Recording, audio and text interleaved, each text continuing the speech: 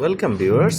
আজকে golf garden রেস্টুরেন্টে হঠাৎ করেই চলে আসা, বন্ধুরা যখন একসাথে হই তো ভাটিয়ারিতেই ভালো একটা রেস্টুরেন্ট, খাওয়া দাওয়া শুরু করে দিয়েছে বন্ধুদেরকে বলার পরও তারা কিন্তু শুরু করে দিয়েছে।